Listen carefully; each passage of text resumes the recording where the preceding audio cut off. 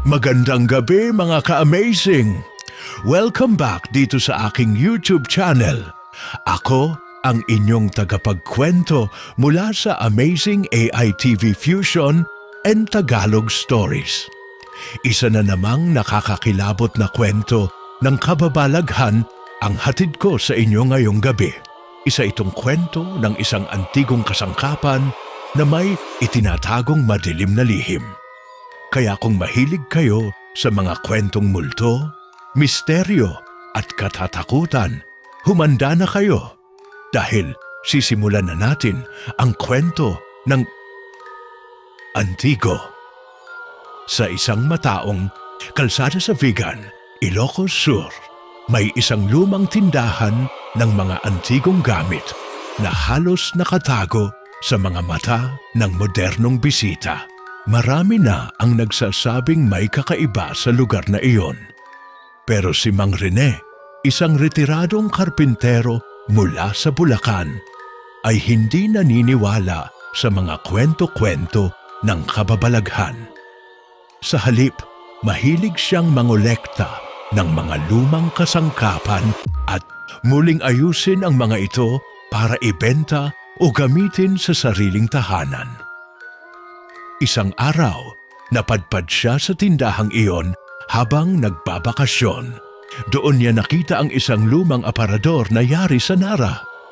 May mga ukit ng bulaklak sa gilid at may salaming bahagyang malabo na ang pagkakakintab. Nagtanong siya sa matandang nagbabantay sa tindahan, si Aling Shelly, isang tahimik at tila laging kinakabahang babae. Magkano po itong aparador? Tanong ni Mang Rene. Napatingin si Aling Shelly sa aparador at saglit na natigilan. Di ba pwede yan, Mang Rene?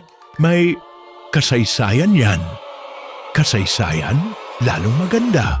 Mahilig ako sa mga pirasong may kwento. Sagot ni Mang Rene, sabay ngiti.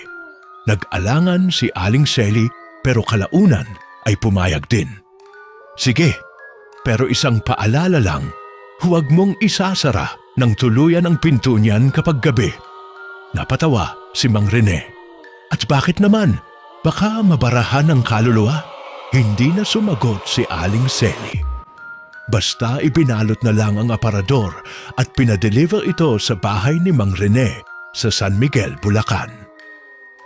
Pagkarating sa bahay, ipinalagay ni Mang Rene ang aparador sa lumang kwarto ng kanyang yumaong asawa. Si Aling Rosa, balak sana niyang gawing guest room iyon balang araw. Nang gabing iyon, bago siya matulog, tinignan niya ang aparador. Wala namang kakaiba. Matibay pa rin kahit halatang napaglipasan ng panahon. Isinara niya ang mga pinto nito sabay patay ng ilaw. 2:00 ng hating gabi. Tok, tok, tok. Nagising si Mang Rene. Mula sa kabilang kwarto ay may narinig siyang mahinang pagkatok. 3 beses lang, tahimik. Muli siyang nahiga, iniisip na baka alingaw-ngaw lang ng hangin sa bintana. Pero hindi siya agad nakatulog. Kinabukasan, pagkagising niya, nadaanan niya ang lumang kwarto. Napansin niya ang isang bagay sa salamin ng aparador. May nakatayong sulat, gamit ang tila duguang daliri, "Huwag mo akong isara." Nanlalamig si Mang Rene. Agad niyang binuksan ang aparador. Iniisip na baka may prank lang na nangyari. Pero sa pagbukas niya, may babaeng nakasuot ng lumang saya. Duguan, nakangiti habang hawak ang litrato niya. Nabitawan ni Mang Rene ang hawak na lamparang de baterya. Napaatras siya, nanginginig. Sino ka? Ngunit sa isang kisap mata, nawala ang babae. Walang bakas na nandoon siya. Sa loob ng aparador, walang kahit ano ni isang gamit. Tinawagan ni Mang Rene ang anak niyang si Liza, isang guro sa Maynila, upang ipaalam ang nangyari. Hindi siya agad pinaniwalaan, kaya nagdesisyon si Liza na dumalaw kasama ang kanyang nobyong si Marco, isang amateur na vlogger na mahilig sa paranormal. Pagdating nila kinabukasan, ipinaliwanag ni Mang Rene ang lahat ng nakita niya dahil sa hilig ni Marco sa mga kababalaghan.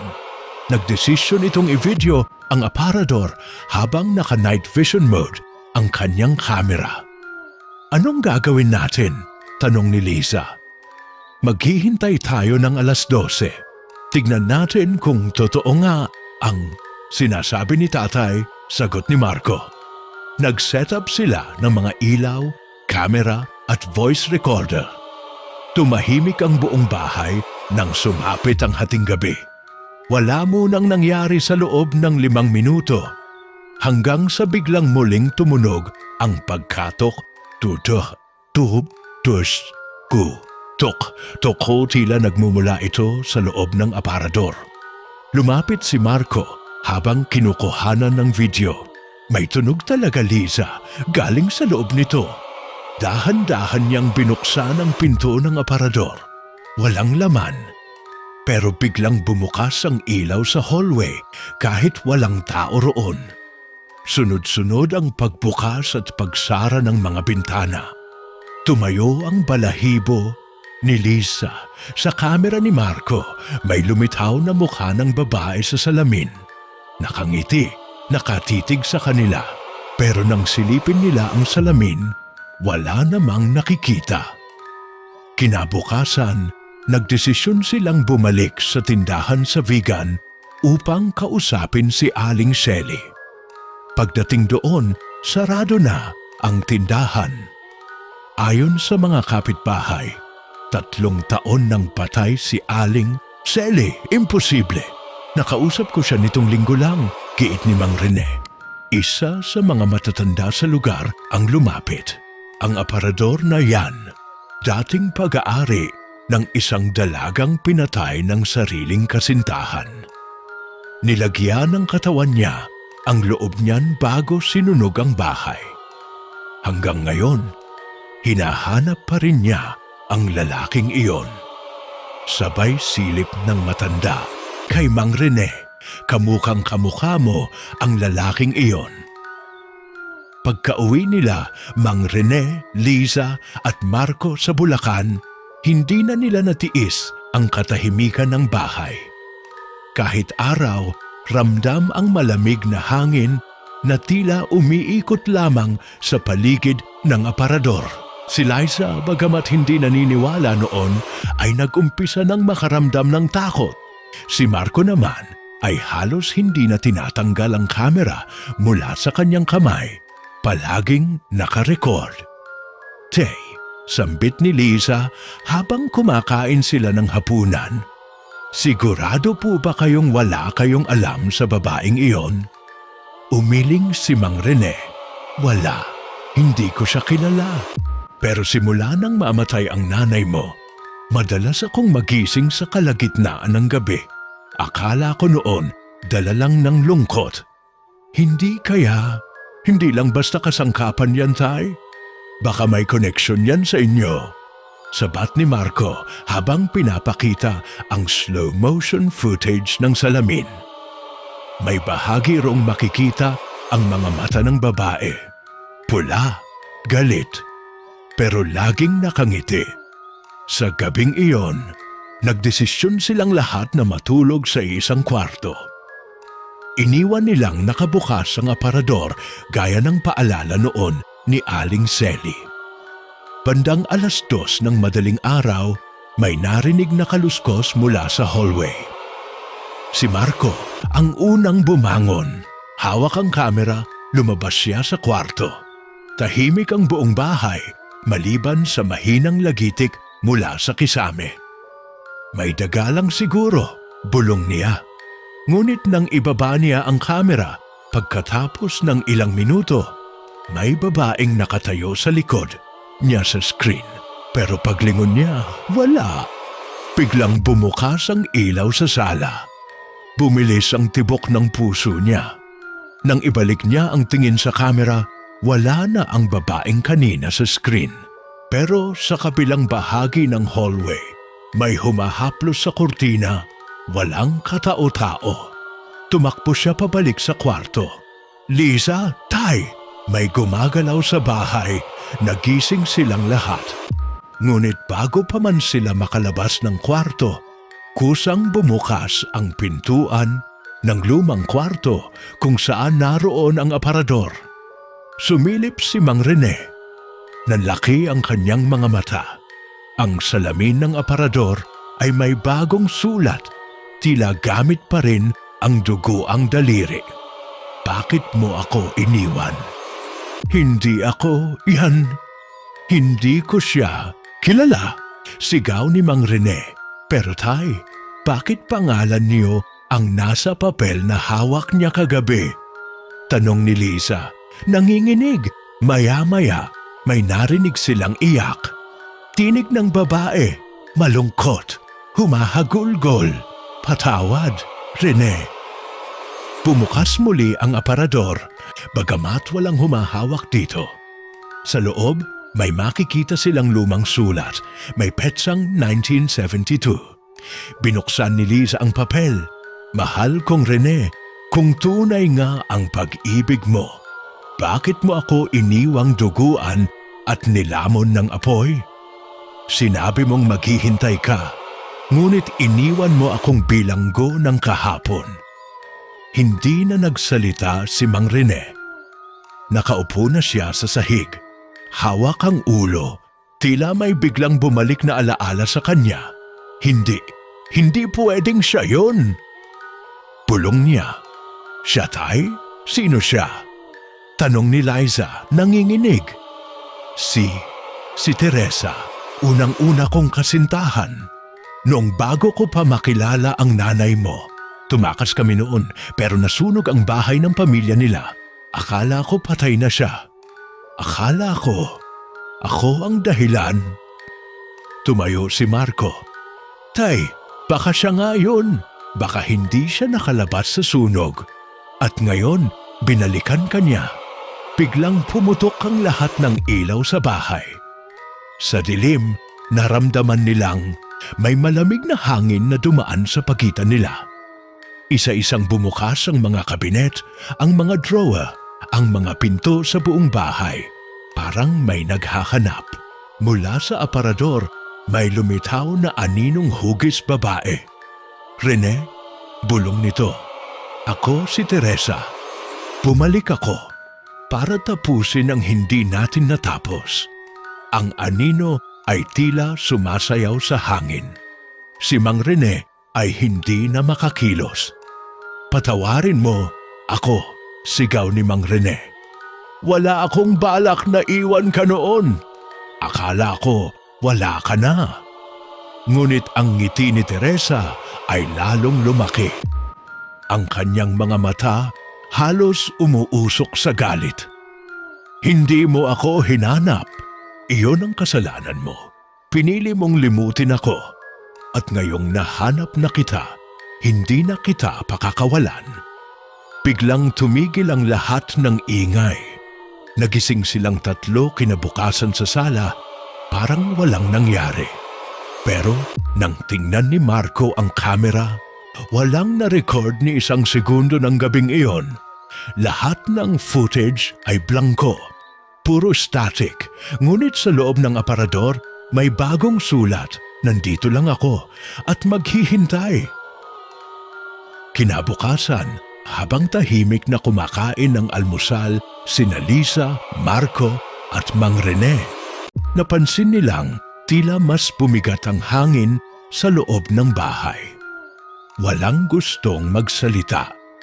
Tanging tunog ng kutsarang humahampas sa pinggan at mahinang ugong ng bentilador ang naririnig. Hindi na tayo ligtas dito, bulong ni Lisa. Tay, kailangan nating pa-bless ang bahay. Kailangan nating paalisin siya. Hindi siya basta umaalis, sagot ni Mang Rene, malamlamang mata. Hindi siya multong palaboy lang.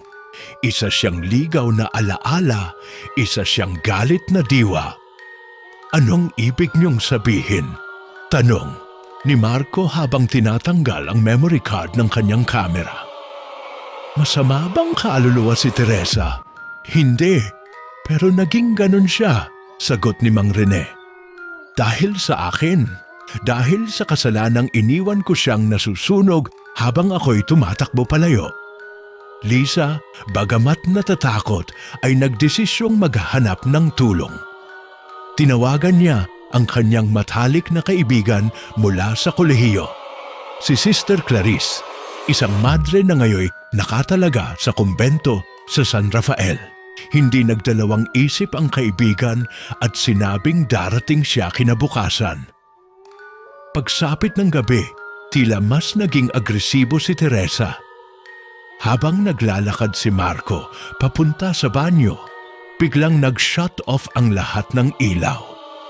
Nang sindihan niya ang flashlight ng kanyang telepono, nakita niya sa harap niya isang babaeng duguan, nakasuot ng lumang saya, hawak ang ulo ng isang manika. Marco, bulong nito bago maglaho. Napasigaw si Marco. Dumating sina Lisa at Mang Rene. Sabay-sabay silang nagtungo sa kwarto. Nang makapasok na sila, nakalak na ang pinto. Pero sa dingding ay may bagong sulat, tila hinukay gamit ang kuko. Pati kayo, isasama ko sa kanya. Hindi na ito normal, bulalas ni Liza. May galit siya sa lahat ng lumalapit kay Tay. At baka hindi na tayo umabot ng umaga. Hindi sila natulog buong gabi. Tuwing pipikit si Liza, may malamig na hiningang humahaplos sa kanyang batok. Si Marco paulit-ulit ang pag-check ng kanyang cellphone. Pero kahit anong record nila ay nawawala pagkaraan ng ilang segundo. Si Mang Rene, tahimik lang sa isang sulok, tila may kinakausap na hindi nila nakikita. Nang dumating si Sister Clarice kinabukasan, agad siyang dinala sa harap ng aparador. Nakakatakot ang presensya rito, wika niya habang hinahaplos ang krus na nakasabit sa kanyang leeg. Hindi lang ito multo, may hawak na kasunduan ang kaluluwang ito. Nagdala siya ng holy water, krus at dasal mula sa simbahan. Habang isinasagawa ang dasal, biglang nagsara ang mga bintana at mula sa kisame ay bumagsak ang ilang piraso ng kahoy. Ang salamin ng aparador ay nagkaroon muli ng sulat. Kahit si Diyos, hindi mo ako maaalis. Biglang lumipad ang krus mula sa kamay ni Sister Clarice. Napaatras siya. Mahal na ina, protektahan niyo kami, sigaw niya. Sa isang iglap, lumitaw si Teresa sa salamin. Nakangisi. Ngunit ngayon, ang mukha niya ay kalahating sunog. Isa ang mata niyang halos matanggal na sa pagkakabit. Mabait akong minahal, pero nilamon ako ng apoy. Ngayon, kayo naman. Nagliyab ang gilid ng aparador, ngunit imbes na masira, ang apoy ay tila gumapang pababa sa sahig, hinahabol ang mga paa ni Lisa. Tumakbo sila palabas ng bahay. Lahat ay humahangos habang ang bahay ay tila unti-unting nilalamon ng usok. Ngunit bago sila makalabas ng gate, sumara ito ng malakas, tila may humila mula sa loob. Nakita nila si Mang Rene, nakapako sa pintuan ng bahay. Hindi literal na pako, kundi mga kamay na tila gawa sa anino, nakahawak sa kanyang mga braso. Hindi siya makagalaw. Lumabas na kayo, sigaw ni Mang Rene. Hindi! Hindi ka namin iiwan. Sigaw ni Lisa, ngunit ang mga kamay na iyon ay hinahatak na siya pabalik. Isa lang ang gusto niya. Ako. Kailangan ko itong tapusin, wika ni Mang Rene habang pilit ngumiti. Biglang sumiklab ang apoy sa loob, pero sa gitna ng apoy, nakita nila si Teresa. Ngayon, wala nang dugo, wala nang sunog. Isa na lamang siyang malungkot na babae, nakatingin kay Mang Rene, patawad Teresa, bulong ni Mang Rene. Sa huling sandali, bago sumara ng tuluyan ang pintuan ng bahay, huling narinig ni Lisa at Marco ang tinig ni Teresa. Mahina, parang hangin. Salamat. Sa pag-alala, tumahimik ang bahay, naglaho ang apoy. At ang aparador na iwan sa labas ng bahay, tila kusang lumabas mula sa nasusunog na kwarto. Tumakbo si Marco palapit dito. Wala na ang mga sulat, wala na si Teresa. Pero sa loob ng aparador, may isang papel. Sa wakas, natapos na rin. Pero hindi. Lahat ng kwento ay nagsasara sa isang pahina lang. Lumingon si Liza. Marco, anong ibig sabihin nito? Ngunit bago pa siya makasagot, mula sa likod ng aparador, may maliit na kamay na humawak sa paanan ni Marco. Napaatras si Marco habang pilit na nilalabanan ang ginagapang na takot. Ang maliit na kamay ay unti-unting sumisilip mula sa likod ng aparador. Kasunod nito, ang anino ng isang bata, madungis, walang buhok at may malaking sugat sa bumbunan. Nakasuot ito ng lumang damit pambinyag, nakupas na ang kulay. Marco, mahinang bulong ng bata. Tara, maglaro tayo. Biglang bumigat ang paligid. Ang hangin ay parang nilalamon ang kanilang hininga. Si Liza ay napasigaw habang hinila si Marco palayo.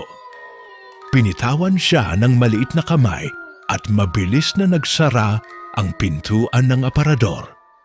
Isang theatude ang umalingaw-ngaw na tila may sumadsad sa loob nito. Sino yon? Tanong ni Liza. Hingal na hingal. Hindi ko alam, sagot ni Marco. Hindi na si Teresa yon, iba na, may iba pang nakakulong sa loob. Dumating si Sister Clarice, dala ang kanyang Biblia at isang bote ng banal na langis. Tiningnan niya ang aparador, nilibot ito habang bumibigkas ng panalangin. Nang mahawakan niya ang likuran nito, napasigaw siya. Hindi lang isa ang espiritong nakakulong dito. Isa itong sisidlan. Parang kulungan ng mga kaluluwang hindi nakatawid. Bakit?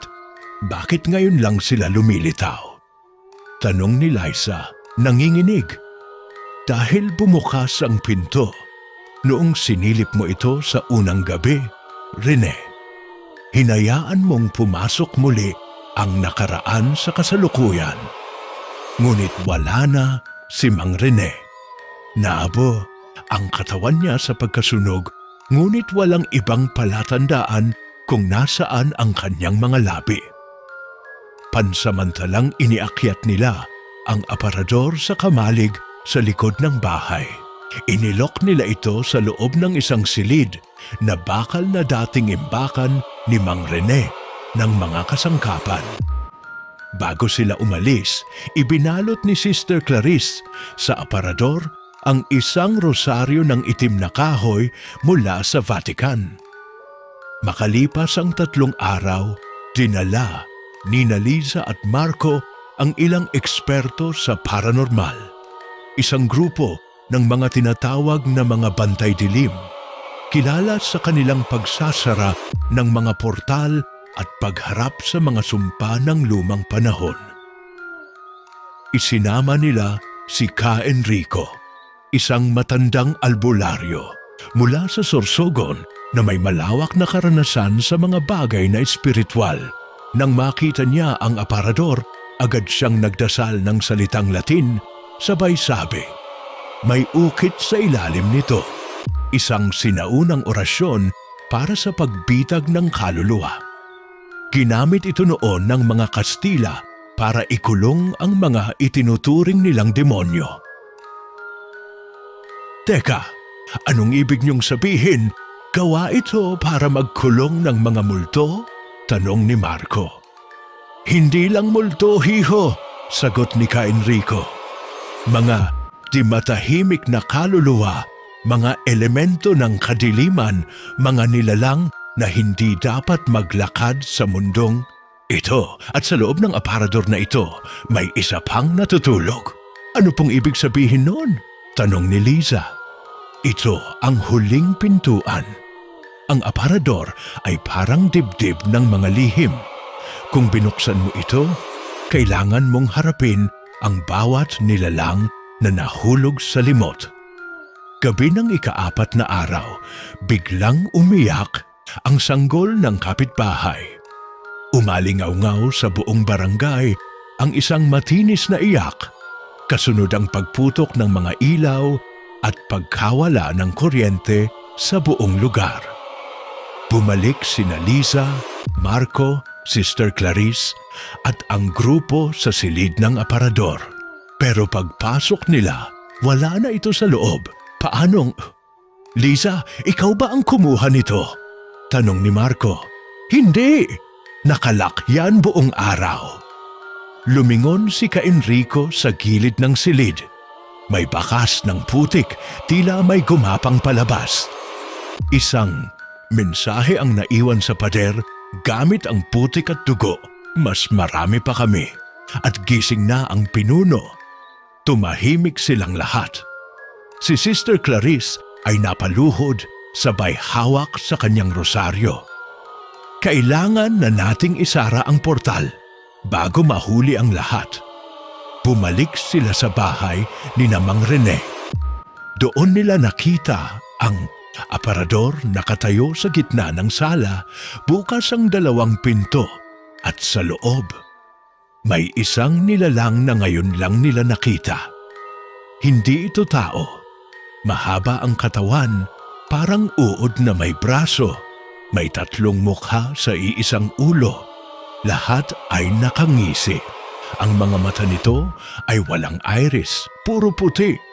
At sa dibdib nito may nakakabit na mga larawang pinunit. Kasama ang mukha ni Mang Rene, ni Teresa at isang matandang babae na hindi nila kilala. Siya ang tagapangalaga ng mga lihim, bulong ni Ka Enrico, ang pinuno ng mga nakakulong. Biglang nagsara ang pinto ng bahay. Isa-isa silang natulak palayo ng hangin. Ang nilalang ay nagsimulang gumapang palabas, habang ang sahig ay tila nabibitak sa bawat ikot ng katawan nito. Lumabas kayo! Sigaw ni Sister Clarice habang dinidiligan ng banal na langis ang paligid. Ngunit bago sila tuluyang makatakbo palabas, hinawakan ng nilalang si Marco sa paa. Napahiyaw ito. Parang binubunot ang kaluluwa niya sa loob mismo ng kanyang katawan. Liza, tulungan mo ko! Hinampas ni Liza ang nilalang gamit ang isang krus na bakal. Ngunit tila wala itong epekto. Sa isang desperadong hakbang, kinuha ni Ka Enrico ang lumang rosaryo ng itim na kahoy at isinalpak ito sa bibig ng nilalang. Isang malakas na sigaw ang umalingaw-ngaw sa buong bahay. Wah! Umuga ang buong lupa. Nabitawan si Marco. Ang nilalang ay biglang bumalik sa loob ng aparador at sa isang iglap, kusang nagsara ang pintuan nito. Kasama ang kandado na hindi nila nilagay. Tumahimik ang gabi. Walang huminga. Lahat sila lupaypay, nanginginig at umiiyak. Ngunit mula sa loob ng aparador, isang huling mensahe ang lumitaw sa salamin. Isang lihim ang nailabas, pero marami pang natitira. Nakalipas ang ilang araw, hindi na muling nakita ni Liza ang aparador. Iniutos ni Ka Enrico na huwag na itong hanapin. Kapag hindi na gumagalaw ang anino, huwag mo na itong guluhin, sabi niya. Pero si Marco hindi mapalagay. Gabi-gabi niyang naririnig sa panaginip ang huling sigaw ng nilalang at sa bawat panaginip may bumubulong sa kanya. Alam mong may hindi pa tapos. Isang gabi, Habang ginigisa ni Liza ang hapunan sa kusina, bigla siyang napatigil. May tumulo mula sa kisame. Mainit, mapula. Dugo. Pag-angat niya ng ulo, may mga daliri ng bata na nakabitin sa gilid ng kisame at unti-unting humahatak pababa ang katawan ng isang nilalang na parang pinagsama-samang bahagi ng iba't ibang katawan. May paa ng matanda, kamay ng sanggol at mukha ng babae na ubod ng lungkot. Lisa, ungol nito. Naalala mo na ba ako? Napasigaw si Lisa. Bumagsak ang kawali. Tumakbo siya palabas ng bahay. Si Marco ay dali-daling sumalubong sa kanya. Anong nangyari? Nandito sila. Marco, nandito ulit sila. Biglang bumukas ang mga bintana sa likod nila. Sabay-sabay na umihip ang malamig na hangin at sa bawat pader ng bahay, unti-unting lumilitaw ang mga lumang larawan, itim at puti. Mga mukhang hindi nila kilala, nakatitig, nakangiti, pero walang mata. Hindi ko ito mailarawan, bulong ni Marco. Parang lumalabas na ang buong aparador sa bawat sulok ng bahay. Dumating si Ka Enrico, kinabukasan. Sa likod niya ay isang babae, si Apong Lusing, isang matandang babaylan mula sa Zambales na tagapangalaga raw ng mga ukit ng anino. Nang makita niya ang bahay, agad siyang naglatag ng tela sa lupa, kumuha ng alikabok ng uling at ipinahid sa kanyang mga mata. Mali ang ginawa natin, sabi ni Apong Lusing. Hindi dapat isinara lang ang pintuan, dapat isinara pati ang daan. Anong daan? Tanong ni Liza. May daang nilikha mula sa paniniwala.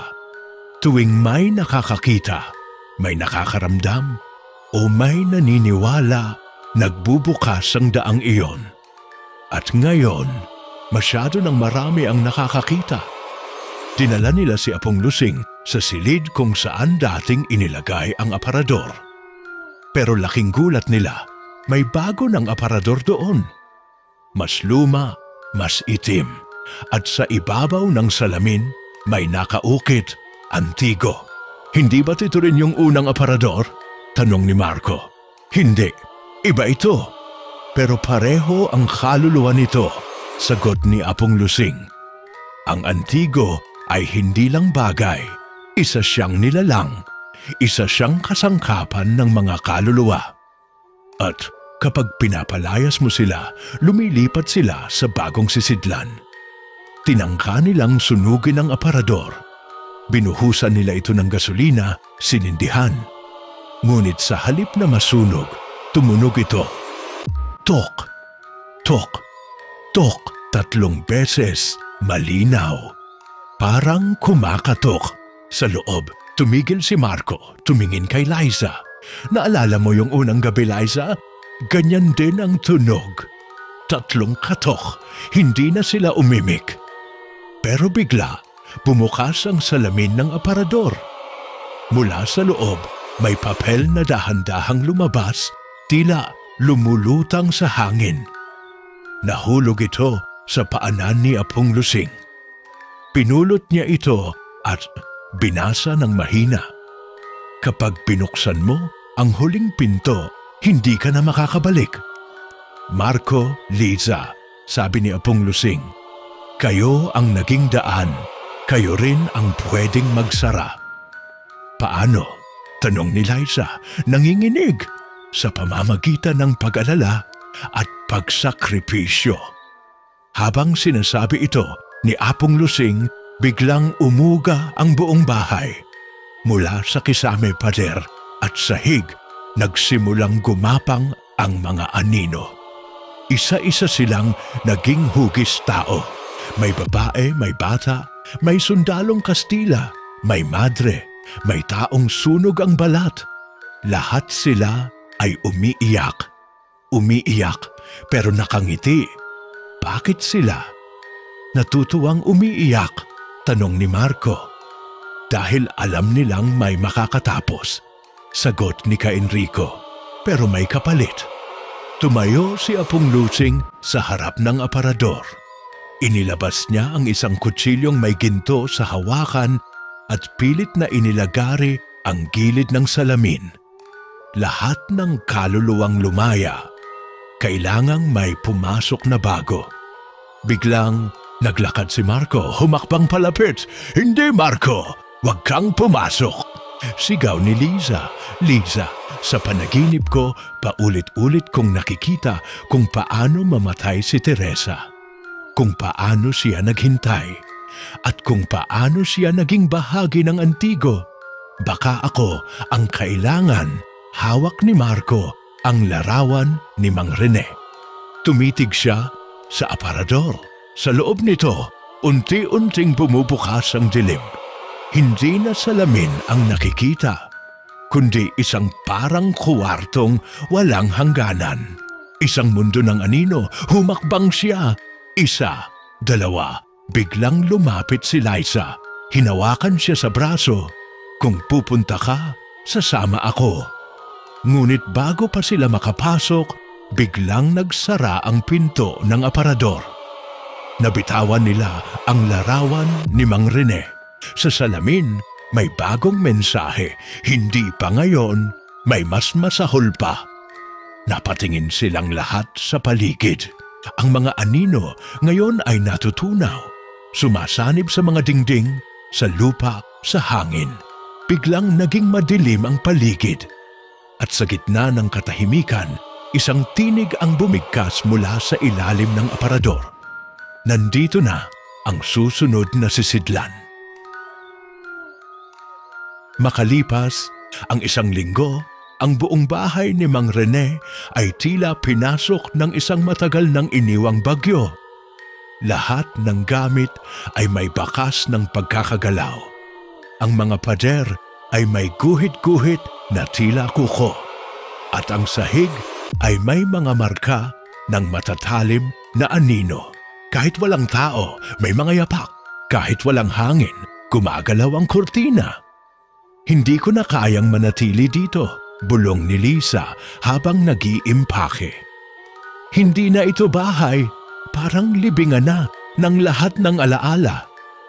"Pero kailangan natin itong tapusin," sagot ni Marco. "Kung aalis tayo ngayon, dadalhin natin sila saan man tayo pumunta. Ang Antigo sumusunod." "May paraan ba para tuluyang mawasak ang aparador?" tanong ni Liza habang naglalagay ng mga lumang larawan sa isang kahon. Napatingin si Ka Enrico na nakaupo sa sahig, tila nanghihina. Ang tanging paraan lang ay hanapin ang ugat ng sumpa. Ang unang pinag-ugatan, ang ina ng Antigo. "Ina, may pinanggalingan pa pala ito?" tanong ni Marco. "Oo," sagot ni Apong Lusing na dumating kasama ang dalawang babaylan. Noong panahon ng pananakop, may isang albularyang pinangalanang Donna Salvadora. Isa siyang tagapag-ingat ng mga kasulatan, mga lihim at kaluluwang ipinagtabuyan ng simbahan. Nung siya'y masunog kasama ng kanyang mga gamit sa isang aparador, ang kanyang espiritu ay nanatili. At iyon ang naging unang sisidlan. "Nasaan siya ngayon?" tanong ni Liza.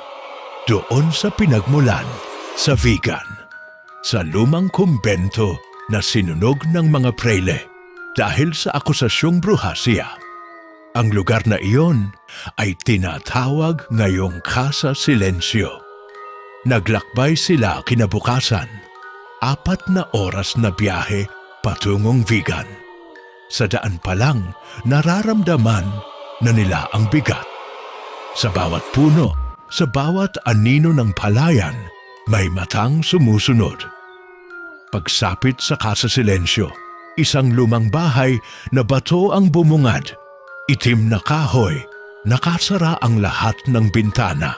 At sa harap ng pinto, isang krus na baliktad. "Huwag kayong papasok hanggat hindi kayo tinatawag," sabi ni Apong Lusing. Ngunit biglang bumukas ang pintuan. Walang tao sa loob, pero may amoy na agad nilang nakilala. Amoy ng sunog, dugo at halamang gamot. Isa-isa silang pumasok. Tahimik. Matingkad ang dilim sa loob kahit tirik ang araw sa labas. At sa gitna ng sala, nandoon ang isa pang aparador. Mas malaki, mas masalimuot ang ukit. At sa ibabaw nito, may nakasulat sa wikang Kastila, El Almacén de las Almas, ang imbakan ng mga kaluluwa. Siya na ito, pulong ni Ka Enrico, ang pinagmulan. Lalapit na sana si Marco, ngunit hinila siya ni Apong Lusing. Hindi basta-basta, kailangan natin siyang gisingin sa pamamaraang hindi magbubukas ng pinto. Inilabas ni Apong Lusing ang isang lumang balisong. Ang hawakan nito'y may ukit ng araw at buwan na magkasalikop. Ito ay pinanday mula sa bakal ng kidlat, pinabad sa tubig ng ulap. Gamit ito, maaari nating putulin ang koneksyon ng mga kaluluwang nakakadena sa Antigo. Isinagawa nila ang ritual. Pinailawan ang 4 na kandilang itim sa bawat sulok ng silid. Bawat isa sa kanila ay pinahiran ng langis sa noo habang binibigkas ang isang panalangin na halo ng Latin at sinaunang Tagalog. Ngunit bago pa man matapos ang panalangin, biglang tumindig ang aparador. Oo, tumindig ito na parang may sariling mga paa. Mula sa ilalim nito, tumubo ang mga ugat na parang ugat ng puno. Gumagapang sa sahig, sa kisame at sa kanilang mga anino. Biglang bumuka ang sahig. Isa-isa silang nahulog sa dilim. Pagdilat ni Liza, nasa loob na sila ng isang lugar na hindi maipaliwanag. Isang mas malaking bersyon ng aparador. Parang buong mundo na ito. Pawangkahoy ang langit, salamin ang lupa, at sa bawat salamin ay may mata. Tumititig, umiiyak. Kumakain ng liwanag doon, nakatayo si Donna Salvadora. Isang babae na may puting-puting, buhok, mahabang itim na bestida at mga matang puno ng apoy. Sa kanyang likod, libu-libong kaluluwang walang mukha. Bakit kayo narito? Tanong niya. Boses ay parang umaalingaw-ngaw sa 3 direksyon. Para tapusin ang kasaysayan mo, sagot ni Marco, nakatayo sa harap. Wala kayong karapatang putulin ang aking pamana. Pinagsama-sama ko ang mga nilimot, ang mga iniwang kaluluwa, ang mga sinakripisyo ng kasaysayan. Sila ang bumubuo sa Antigo. Kaya dapat na silang lumaya, sigaw ni Liza. Hindi sila kasangkapan. Hindi sila mga alaala lang. Sila ay buhay na kinuha mo para sa sarili mong pagkabuhay. Humalakhak si Donna Salvadora. Kaya niyo ba akong alisin? Ang aking katawan ay sinunog, pero ang aking kaluluwa ay nilagyan ng sisidlan. Ang aparador na yan. At ngayon, kayo ang magiging bagong tagapangalaga. Biglang humakbang ang mga kaluluwa sa likod niya. Ang ilan ay may mukha ni na Teresa, Mang Rene, at kahit ang ama ni Marco na matagal nang patay. Marco, tulungan mo kami! Bulong ng mga ito. Hindi na nagdalawang isip si Marco. Hinugot niya ang balisong na bakal ng kidlat at sinaksak ang mismong salamin sa sahig. Isang matinis na sigaw ang sumabog sa paligid. Lumiwanag ang lahat. Ang kahoy na langit ay nagsimulang magbitak. Ang mga mata sa salamin ay pumutok isa-isa at ang mga kaluluwa ay lumipad pataas na tila sinipsip ng isang liwanag mula sa ibabaw. Si Donna Salvadora ay nagsimulang umurong, unti-unting nagiging abo. Hindi pa ito tapos. Sigaw niya bago siya tuluyang naging alikabok at nawala sa hangin. Bumalik ang lahat saka sa silensyo. Nandoon na silang muli sa silid. Wala na ang aparador. Sa gitna ng silid ay isang abo na lamang ang naiwan at sa ibabaw nito isang papel. Ang kalayaan ay may tanikala. Ang tanikala ay nagsisimula sa paniniwala, ngunit sa labas ng bintana may batang babae na nakatayo. Nakatitig, nakasimangot, bitbit ang isang lumang larawan ni Teresa. Hindi pa man lubos na nakakahinga ng maluwag, sina Marco, Lisa, Enrico at Apong Lusing mula sa kanilang karanasan, saka sa silensyo, napansin na nilang may kulang. Ang hangin, bagamat tahimik, ay may halong lamig na hindi galing sa panahon. Mula sa labas ng bintana, nakita nilang unti-unting namumuo ang ulap na kulay abo. Mula sa kalangitan, tila may matang nagmamasid. Akala ko ba, tapos na? Tanong ni Liza habang nakatitig sa batang babae sa labas. Ano yan? Bulong ni Marco. May hawak siyang, litrato mo, Liza. Lumabas sila ng bahay. Nang lumapit sila sa bata, hindi ito gumagalaw. Nakatitig lang, tila blangkong papel ang mukha. Pagtingin nila sa larawan, totoo nga, larawan iyon ni Liza. Pero ang mata sa litrato ay may itim na likido na umaagos pababa. At sa likod ng larawan, may sulat. Hindi sapat ang wasakin ng sisidlan kung may handang maging bago. Nang tumingala sila, biglang naglaho ang bata. May sumunod sa atin, bulong ni Enrico. May isa sa mga kaluluwa ang hindi nagpalaya o kusang nanatili. Biglang narinig nila ang kalabog ng kahoy sa malapit. Sa sasakyan nilang inarkila, sa likod ng pickup nakabalot sa itim na tela. Isang bagong aparador. Hindi natin to dinala. Sabi ni Marco, wala tayong isinakay diyan. Lumapit si Apong Lusing at dahan-dahang hinawi ang tela. Mula sa ilalim nito, isang bagong ukit na aparador. Mas makintab, mas bago. Ngunit sa salamin nito, nakaukit ang pangalan ni Lisa. Ako na, bulong ni Lisa habang napapaluhod. Ako na ang magiging bagong Antigo. Hindi ka dapat magpatalo, sigaw ni Marco habang niyayakap si Lisa. Ang kasamaan ay hindi lamang lumalakas sa pamamagitan ng mahika, kundi sa pagsuko. Ngunit unti-unti nang sinisip-sip ng salamin ang refleksyon ni Liza. Kita na ang aninong humihila sa kanya mula sa loob ng aparador. Ang batang babae na nakita nila kanina, ngayon ay may mga matang itim at duguan ang bibig. Liza, labanan mo!